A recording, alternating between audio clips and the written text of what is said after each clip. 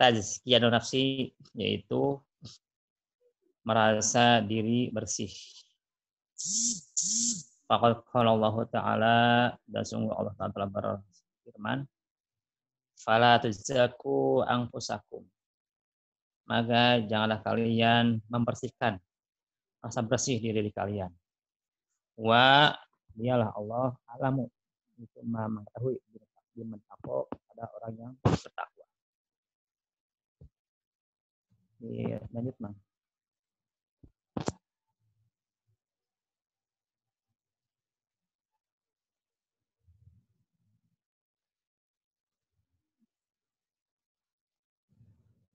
Wakila li ba'dil hukama ini, dan telah dikatakan kepada sebagian para ahli hukum, masyiddaqul qabih. Apa itu yang dinamakan dengan sidqul qabih? Benar tapi buruk. Waqala, maka menjawab, sana al mar'i ala nafsihi, ialah memujinya seseorang terhadap dirinya sendiri. Benar dia itu memang ada dalam dirinya kebaikan, tapi itu buruk. Benar. Sampaikan dengan niat bahwa dia niat bersih, itu sidqul qabih. Benar tapi buruk. Fa'iyaka, maka hatatil engkau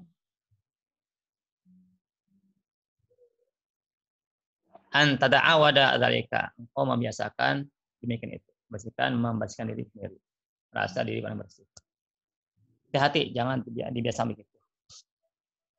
Wa'lam, dan ketahui olehmu, ana dzalika, sesungguhnya perilaku atau ucapan kita rasa diri bersih, tazkiyah nafsi, yang kusu min qadika, itu akan mengurangi daripada kadar engkau. Indah nasi di hadapan manusia, mengurangi derajatmu di hadapan manusia. Wajibu makaka indallahi azza, dan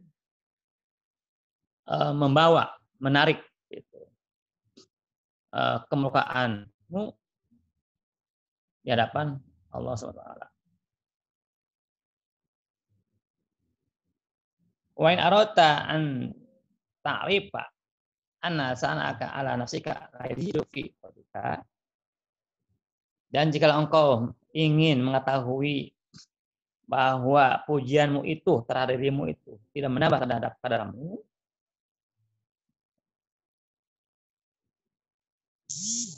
indah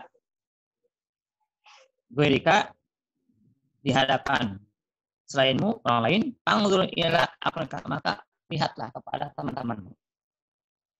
Idza asnu ala ausihim, ketika mereka itu memuji diri mereka sendiri, bil fadli, dengan keutamaan, wajahi, dan dengan kemegahan, wama, dan harta.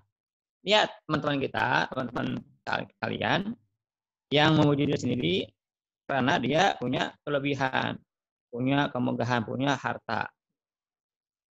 Kaifa yanstankiruhu, kalau buka, bagaimana akan mengingkarinya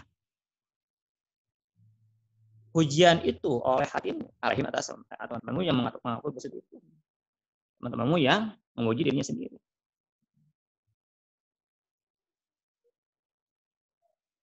Wa yastaskiluhu tabuka, dan tabiatmu akan menganggap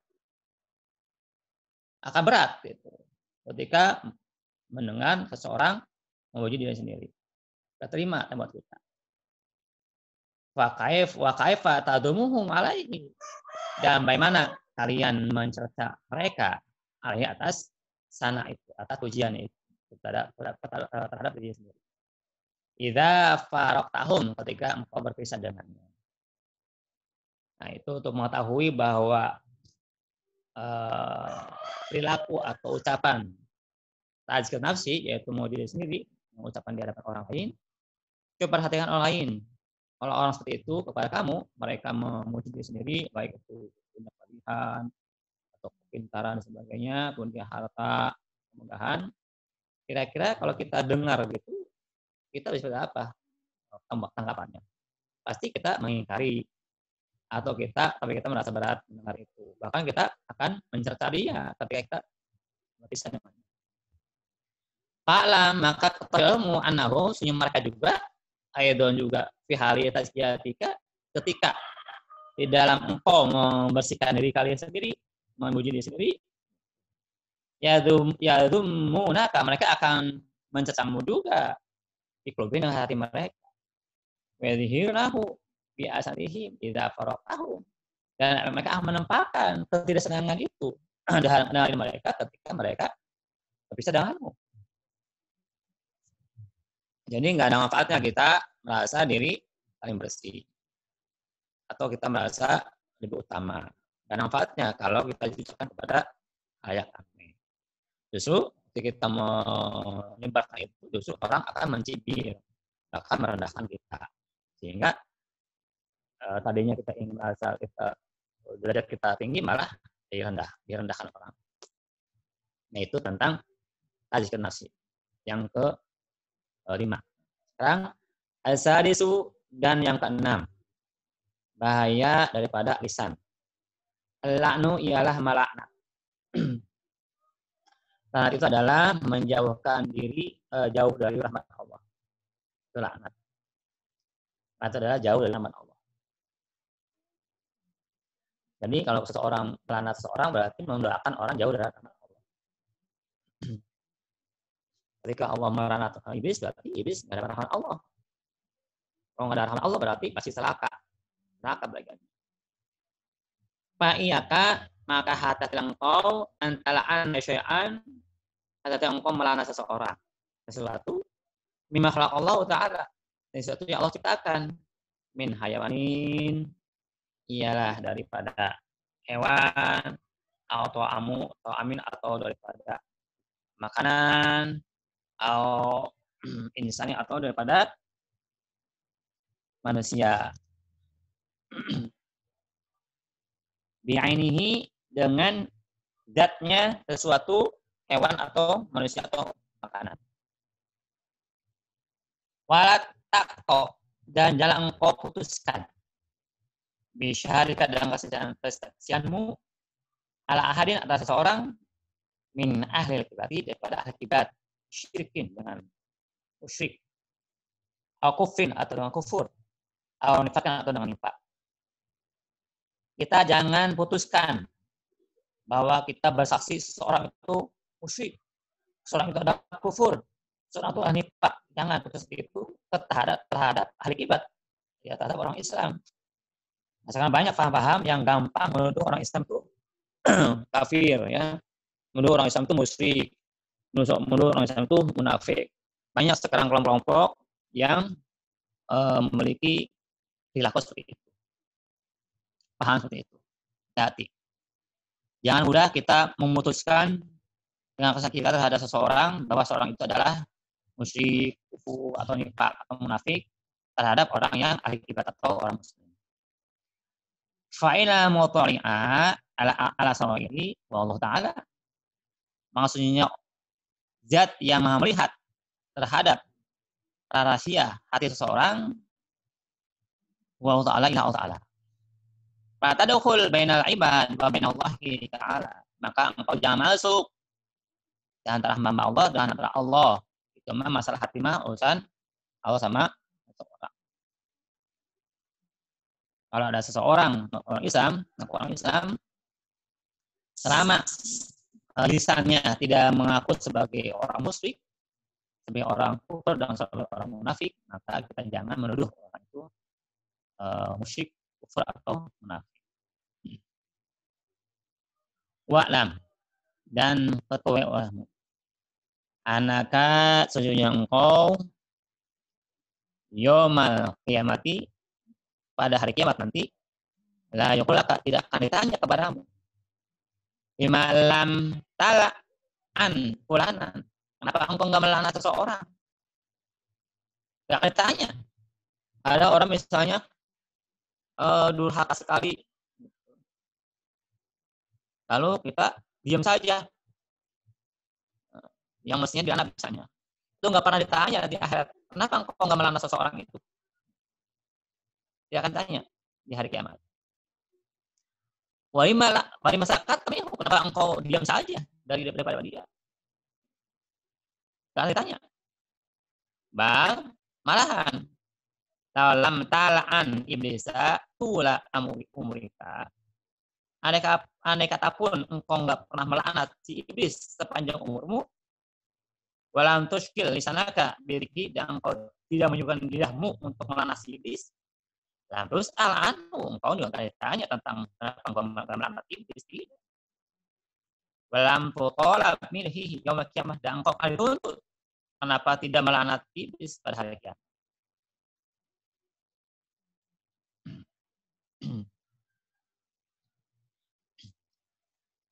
Wa idza la'anta ahadan min khalqillah ta'ala, dan jika engkau melaknat seseorang daripada makhluk ta'ala, tulibta bihi, justru engkau akan dituntut dengan ucapanmu itu. Justru kalau kita melaknat seseorang dari makhluk Allah, itu akan dituntut. Tapi andai kata kita nggak melaknat iblis, yang jelas di situ makhluk terlaknat, sama hidup kita tidak melaknat iblis, tidak akan ditanya di akhirat. Bahkan kalau kita melaknat seorang, justru itu akan ditanya di akhirat. Kalau kita melaknat seseorang. Wala tazummanna syai'an mimma khalaqallahu ta'ala. Maka jangan sekali-kali engkau mencela sesuatu daripada yang Allah ciptakan. Kalau Nabi SAW, dan Nabi SAW keadaannya la yadhummu ta'ama. Rasulullah tidak pernah melaknat atau mencela makanan. Arwah yang buruk, yang tidak enak. Sekali. Tidak pernah Rasulullah itu mencela makanan yang Rasulullah nggak senang. Bal kana idza ishtaha syai'an akalahu. Tetapi malahan Rasulullah bila mengingat sesuatu, kalau dia memakan. Wailah, dan kalau Rasulullah tidak menyenangi sesuatu makanan, kalau membiarkan, tidak memakan. Nah, itu tentang melaknat. Jadi kita jangan sampai kita tampang melaknat terhadap makhluk Allah. Ya. Dan jangan juga kita memutuskan syarat kita terhadap orang ahli kiblat atau orang muslim dengan sebutan musyrik, kufur, atau munafik. Asabi'u, dan yang ketujuh daripada bahaya lisan. Adu'a'u ala khalqi, yaitu mendoakan terhadap makhluk dengan kebinasaan. Jadi jangan sampai kita mendoakan kepada seseorang dengan kebinasaan. Nah, ini kadang kita lagi nafsu, ada orang yang menurut kita, teriak, mudah-mudahan kamu pasang bergeledek. Nah, jangan. Kalau nanti lebih daripada zolimnya, kita dituntut di akhirat. Jadi jangan gampang kita mendoakan keburukan terhadap makhluk. Fahfad linasanaka al-du'ai al-ahadin min ta'ala, maka peliharalah olehmu akan lidahmu al-du'ai, meninggalkan daripada mendoakan al-ahadin, atas seseorang. Pelihara lidah kita daripada mendoakan keburukan atas seseorang. Min khalqillah ta'ala, daripada makhluk ta'ala. Wa inna zulmaka,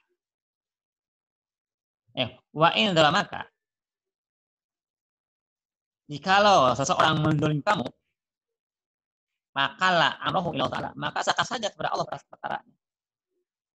Justru kalau dolim itu bersyukur, kita berdoa yang baik, doa untuk kebaikan kita. Ya Allah, saya doa mudah-mudahan saya dapat kebaikan, hajat saya dikabulkan. Jadi manfaatkan ketika dolim, manfaatkan untuk bagi kita berdoanya. Apalagi kita lagi banyak masalah, banyak urusan, ya, banyak hajat, banyak keperluan. Jangan orang lain itu jadikan manfaat, jadikan sebagai kesempatan untuk buat kita. Karena apa? Karena doa orang zalim itu tidak ada hijab, dikabul oleh Allah. Nah, itu manfaatkan oleh kita untuk kebaikan kita. Jangan sebaiknya kita mendoakan orang yang celaka, itu rugi, itu tidak cerdas. Tidak cerdas. Justru kalau orang cerdas itu ketika diberi, manfaatkan karena itu kesempatan bagi kita makbul oleh Allah. Maka jadikan sebagai kesempatan baik buat kita untuk berdoa hal yang baik buat kita. Masalah zalimannya, bakal amrohu sama saja kepada Allah usahanya. Papil hadisi, maka ada sebuah hadis, innal mazluma yad'u ala zalimihi hatta yukafi'ahu. Sesungguhnya orang zalim itu sungguh dia berdoa terhadap orang zalimnya hatta yukafi'aha, sampai itu bisa mencukupi kezalimannya. Semuanya kok dzalimi fadlun indahu yutaibuhu bihi yaumil qiyamah. Kemudian ada sisa gitu, dari yang zalim itu kelebihan daripada kesamaan pendolimannya pada sisi yang zalim. Maka pada kiamat akan dituntut itu kelebihan doa kita itu. Kayak gini, kita dipukul, misalnya pukul apa, ditempelin pipinya, kan? Lalu kita mendoakan orang itu supaya ketabrak mobil, gitu kan? Sampai meninggal. Nah, gara-gara doa kita dia tabrak mobil. Padahal kita cuma kena tempelan pipi saja. Nah, kalau kita bandingkan dengan kadar dengan tetapi itu lebih besar ditabrak mobil, maka kelebihan daripada jinayah kita, daripada penganiayaan kita yaitu tempeleng dengan ditabrak mobil, itu kayak dituntut di akhirat nanti. Nah, lumayan kan itu berapa?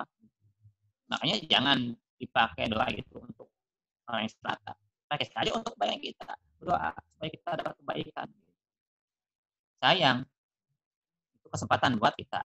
Jangan sampai kita karena nafsu, lalu kita mendoakan balik, bahkan lebih daripada yang seharusnya hak kita. Maka yang dari itu kita akan tuntut di akhirat. Wa tawala ba'dun nasi, dan telah memanjangkan sebagian manusia lisanahu, memperbanyak pembicaraan lisannya itu al-hajjaj terhadap al-hajjaj, penguasa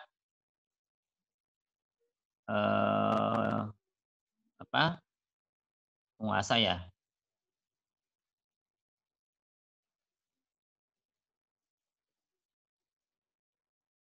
Hajjaj bin Yusuf As-Saqafi, Amir Alim, dikanahu dolimun. Dia seseorang pemimpin yang alim tapi dolim. Hajjaj bin Yusuf As-Saqafi. Nah, sebagian orang itu membicarakan panjang-panjang gitu, tentang Al-Hajjaj ini. Nah, kalau baru salafi, sebagian ulama salaf. Innallaha la yantaqimu lil hajjaj liman ta'arada ilayhi lisan. Allah akan menyiksa dengan sebab membicarakan hajjaj terhadap orang yang menjodorkan tentang hajjaj dengan lisan. Sama yang taqimu min hajjaj liman dalamahu. Sebenarnya Allah akan menyiksa kepada hajjaj karena dia menzalimi orang yang dia dolim. Nah, ketika seseorang dengan lidahnya itu membicarakan hajjaj melebihi daripada sebenarnya, lebih daripada seharusnya, maka Allah akan menyiksa orang itu. Sebagaimana Allah menyiksa juga terhadap karena hajjaj itu menzalimi terhadap orang lain. Itu perkara tentang doa alal khalqi, mendoakan golongan terhadap makhluk. Asaminu, yang ke-8 yang terakhir di dalam ini daripada bahaya lisan. Al-mizahu, yaitu senda gurau. Wasukhriyatu, mengejek. Wal istihza'u, menghina. Yang ke-8 ini biasa nih dilakukan oleh anak muda biasanya nih. Bagian anak gaul kan. Izah itu bergurau yang keterlaluan. As-sukhriyyah mengejek, wal istihza dan menghina. Binasi terhadap manusia. Fahfad lisanaka, maka pelihara lisanmu. Fahfad lisanaka, maka pelihara lisanmu minhu daripada bahaya terdapat ini. Bila jadi pada saat engkau serius, wal hazari dan pada saat engkau sendagurau. Fa'inahu maksud sesungguhnya sendagurau, mengejek, menghina, yuriku ma al-wajhi itu akan menumpahkan air muka wajah seseorang. Artinya malu. Wes puto mahal mahabata dan bisa menggugurkan kehormatan, jeru wasyata dan bisa menarik wasyata tidak betah, merasa tidak nyaman gitu. Dan bisa menarik ketidaknyamanan sehingga dia tidak senang bergaul, berkumpul gitu. Nah, nyaman sehingga dia akan berpisah atau menjauh. Yudi bil qulub di quluba dan bisa menyakiti hati-hati. Bahwa dan itu yang ke-8, bahaya yang ke-8 bisa surya dan istihza. Mabda'ul lajaji itu formulaannya perselisihan. Awal-awal terjadi perselisihan, terjadi konflik. Wal ghadabi dan awal-awal terjadi kemarahan. Watasharum dan tidak mau mengalah. Wa yughrisul hikda dan bisa membangkitkan atau menumbuhkan dendam. Bil qulubi di dalam hati-hati seseorang. Oleh itu dendam itu sebenarnya dia kelanjutan daripada ghadab. Kalau seseorang ghadab, marah, berlanjut, tidak hilang marahnya, maka akan naik statusnya menjadi dendam. Makanya dendam itu sebenarnya marah yang tidak ada pelampiasan. Tidak pelampiasan, sehingga lama akan timbul dendam. Nah, ketika seseorang mengejek, menghina, marah seseorang, tapi dia tidak bisa membalas. Terus saja lagi pencet lagi, marah tuh berlama-lama marah, maka timbul dendam. Nah, dendam itu lama lagi sembuhnya daripada ghadab. Ghadab itu sekali orang marah, kalau ini bisa selesai. Tapi kalau pola itu bisa agak lama.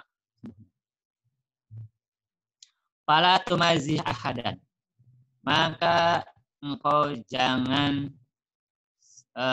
mensenangkan seorang. Fa'in ma zahaka ahadun fala tujibuhu, maka jikalau seseorang itu mengejekmu atau mensendagurai kamu, fala tujibuhu, engkau jangan balas, jangan engkau balas, jangan mereka. Warid ahum, dan berpalinglah dari mereka. Udah tinggalkan saja, jangan dibahas, jangan dihiraukan, biarkan saja. Kata yakhudu fi hadisin walihi, sampai mereka itu masuk pembicaraan pada pembicaraan yang lain. Ini kalau ada seorang yang mengejek kita, sabar saja kita. Jangan dibalas, jangan ditanggapi. Dan kita berpaling saja dari mereka. Atau kita alihkan pada pembicaraan yang lain. Biar tidak terjadi hal yang lebih. Wa qul ladzina idza marru billahi marru kirama. Maka jadilah kalian daripada orang-orang yang apabila mereka berjalan billahi dengan sendagurau, marru kirama, maka berjalanlah kalian dengan mulia. Biarlah saja lah, jangan hiraukan. Biasa saja kita hormati saja. Misalnya kita datang ke orang mengejek, ya kita biasa saja. Fahadhi, Majami'u afat lisan, maka inilah yang 8 perkara.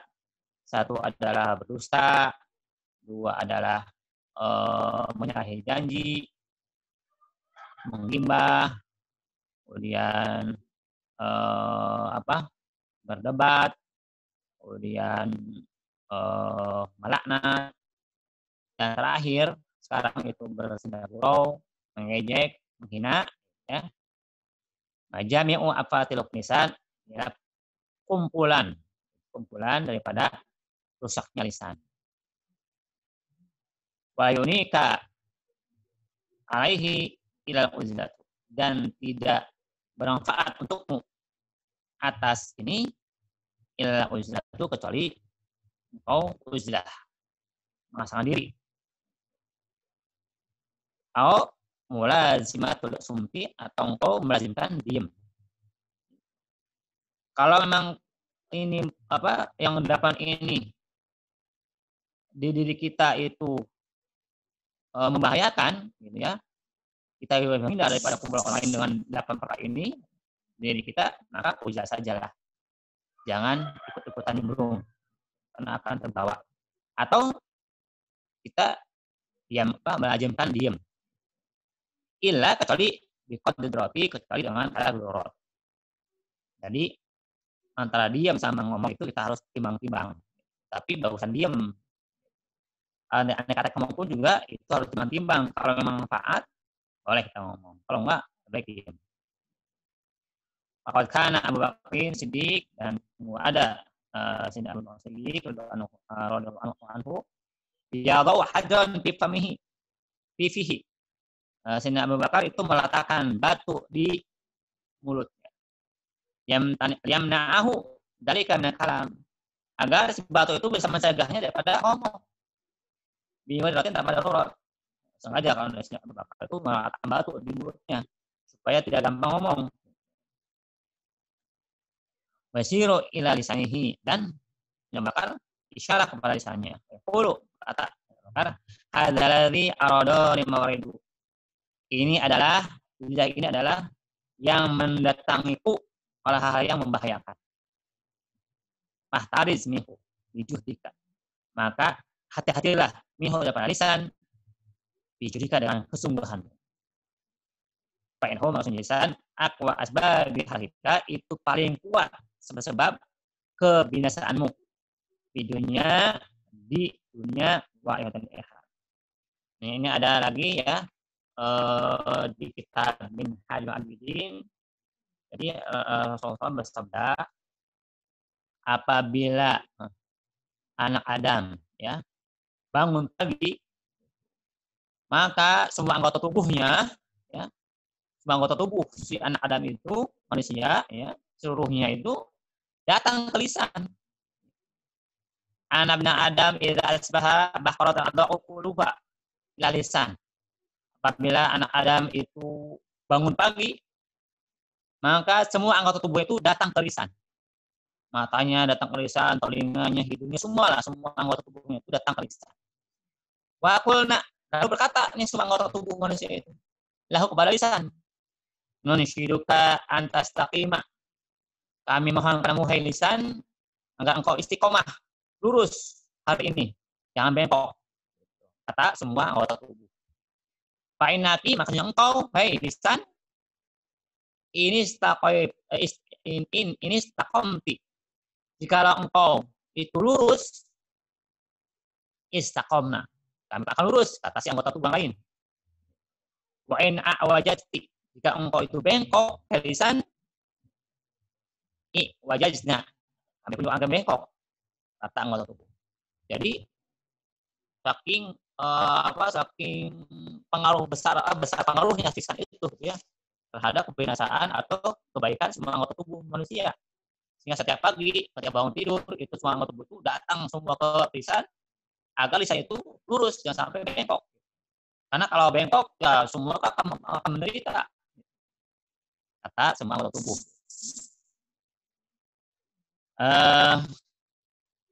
Itu barangkali bahasan hari ini.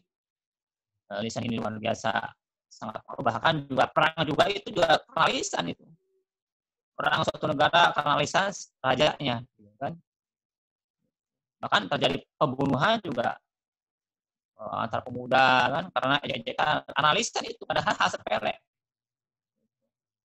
Jadi lisan itu luar biasa. Maka wajar setiap pagi itu semua anggota tubuh itu datang ke lisan untuk menyuruh lisan itu agak lurus supaya selamat semua anggota tubuhnya. Demikian bahasan hari ini. Terima kasih. Mohon maaf bila ada kesalahan, silakan dikoreksi. Terima kasih. Assalamualaikum warahmatullahi wabarakatuh.